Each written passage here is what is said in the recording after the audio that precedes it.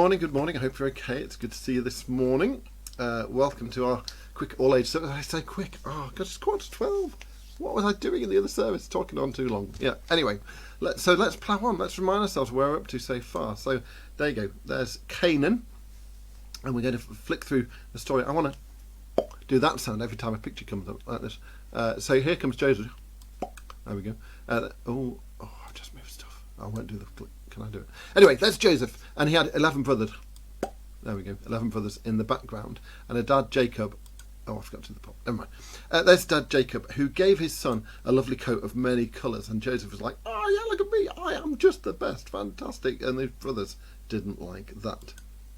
Then he started having these dreams. There's his corn in the middle, and all the other corn, all the brothers and his dad and stuff are going to bow down to him. And then moon and stars, they're going to bow down to him as well. And they don't like that, so they grab him. The brothers grab him when his dad's not looking and shove him down a well like that. And then they sell him to a slave to people in Egypt. Look how unhappy he is. He does not like that at all. It gets a whole lot worse for him because he ends up in prison for something he didn't do. And he stays there for years and years. But then we found out, good news, he met Pharaoh and told Pharaoh about some dreams. And so he ended up as Prime Minister of Egypt. Good news. And he collected loads and loads of food in a sort of Pharaoh food bank like that. So when his brothers turn up hungry one day, they bow down and beg for food. They bow down, as he dreams said, and they started begging for food. And we remember, Joseph's dream. And that is what happened. They started bowing down. It comes true because God's in charge. So let's go back to Egypt. We're going to have our reading that Alex is going to read to us from Genesis 40, I can't remember where, 45 I think. Now the famine was still severe in the land, so when they had eaten all the grain they had brought from Egypt, their father said to them, "Go back and buy or sell us some more food." But Judah said to them, "The man warned us solemnly, 'You will not see my face unless your brother is with you. If you send our brother along with us, we will go down and buy food for you. But if you will not send him, we will not go down, because the man said to us, 'You will not see my face again unless your brother is with you.'"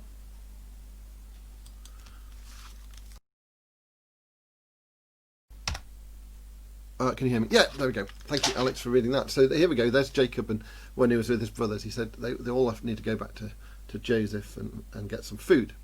That's what the reading was saying.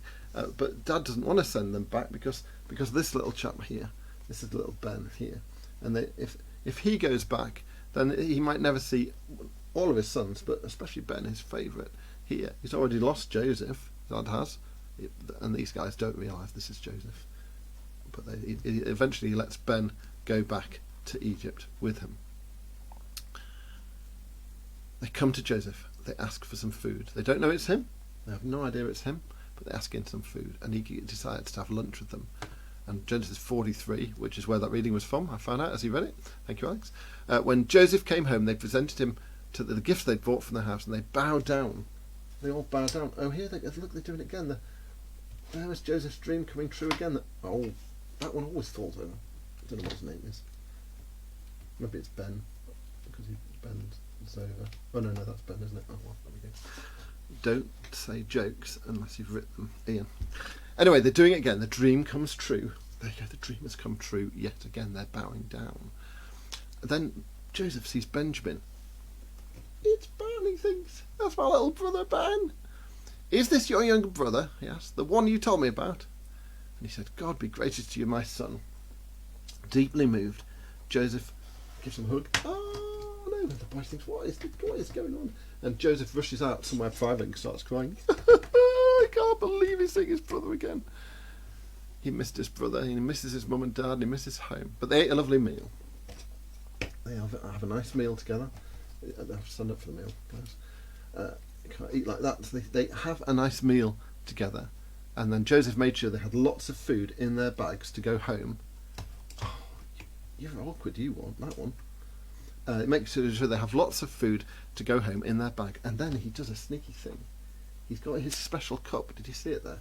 And he takes Benjamin's bag, and he drops it in his bag. And there's your bag. There you go, mate. You take your bag. Why does he do that? We'll find out. So the brothers set off home. So they're going off home.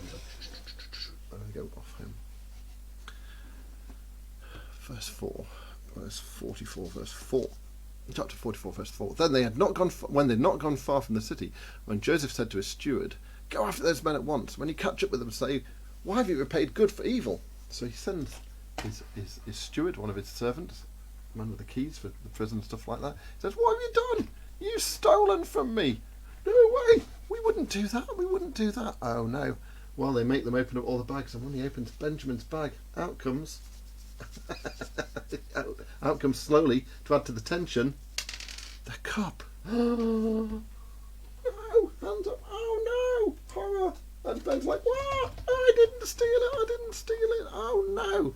"Benjamin, you're coming with me, young man. You're coming to jail." "Oh no." "Yep, you're coming to jail." Well, they're just terrified and devastated.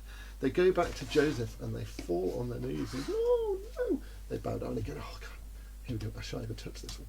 They go. They bow down again. They beg, "Oh, please, please, my dad's at home, loves this boy. If we go home without Ben, he'll die. Please." This one, here we go, we can make use of you now. This one says, "Oh, please, let me swap places. I'll swap places instead. If you're going to put him in prison, put me in prison instead. Please, sir, please, please, please." Now, that's amazing. The brothers were a nasty lot. Do you remember when they threw Joseph into the well like that, and then they sold him as a slave, and it was desperately sad? It was a horrible thing to do. But now look how they've changed. The brothers love each other so much that one of them, if one's in trouble, the other was going, "Oh, I'll take his place. I'll swap places. Let's swap. Let's swap. You go to prison. I'll go to prison instead of you. If you're going to die, I'll die instead." And it just sort of reminds us of, does not that remind you of something? It's sort of like a shadow over the story in the background is Jesus dying on the cross. That's what Jesus did. Jesus took our place, and that's love. Well, Joseph seems happy that they've changed. It's not like they used to be, now that they're loving. So he takes off his hat, he takes off his robes, and perhaps, and his hair. There we go. Takes his robes, and perhaps he puts on something a bit more colourful and says, "Look, it's me. I'm Joseph, your brother. Do you remember?" And they go, "Oh, that didn't need to happen." It's all live. He says, "No, you listen, you intended to harm me, but God intended it for good, to accomplish what's now been done. You wanted to hurt me. When you threw me into that well, you wanted to be killed. When you sold me as a slave, you wanted me dead. But look who I am now. Look at what's happened now. I'm Joseph, and look at all the food I've collected. All the food for people who are hungry. And that's why you've come here, to get food. God had a plan. Look at all the lives I've saved by collecting all this food, including you guys. Look at all the lives that have been saved by collecting all this food. Look, God was in charge. God knew what he was doing. God got what he wanted." I love that. It's the best news. I think it's the best thing you get from Joseph when he says, "You intended to harm me, but God intended it for good." You wanted to harm me, brothers, but God's used it to feed lots of people and help lots of people. God has used it for good. When anyone does anything bad to us, if they bully us or hurt us in any way, if they're cruel to us or want to harm us, or if other bad things happen, like the virus, like being locked down, like not going to school and not seeing your friends, remember what Joseph said. You intended to harm me, but God intended it for good. Those people who hurt us want to hurt us. The virus wants to hurt us, but God can use it for good.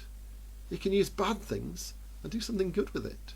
He can teach us a lesson, or we can learn new things, or he had Joseph feed loads of people by using the bad things to make him Prime Minister in the end. God's got a plan. With the virus, with the lockdown, with the whole jolly lot. He can use bad and get good things out of it. And I've no idea what. But God's in charge. God's the king. So trust him to get us through and see what we learn from him. Dear Lord, thank you for the story of Joseph we've been doing for these last few weeks. And just help us to trust you that you've got a plan to get us through. Amen. Amen. Right, I'm pulling my music in already because I'm just going to sing. Where are the words? There are the words. You might have seen bad things happening on the news. Bad things have happened, but that's okay. Well, it's hard and horrible, but the Lord is King. So let's get the guitar on. And a cough to clear my throat. You might have seen bad things happening on the TV. You might be worried about the world and wonder what to do. Put your trust in God alone, 'cause He's still sitting on His mighty throne. Oh, I've gone too far. Where have I gone? 2, 3, 4. The Lord is King. He's got a look after everything. The Lord is King. He's got a look after everything. Every single thing. This is His world.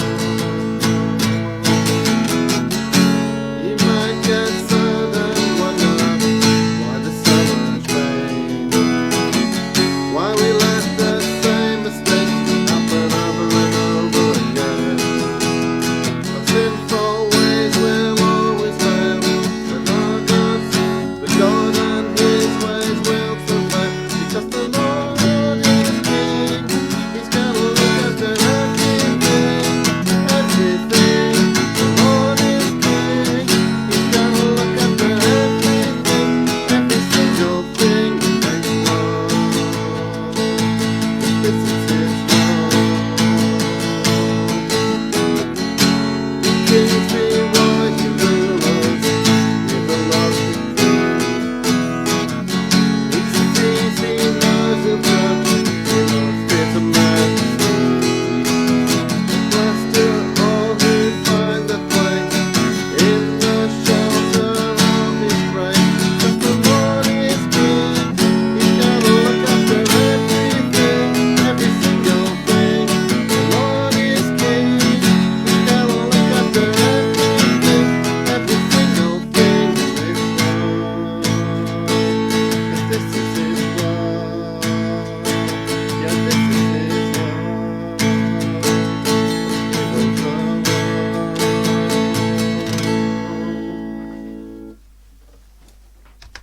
Oh, brilliant. Oh, it's with the guitar.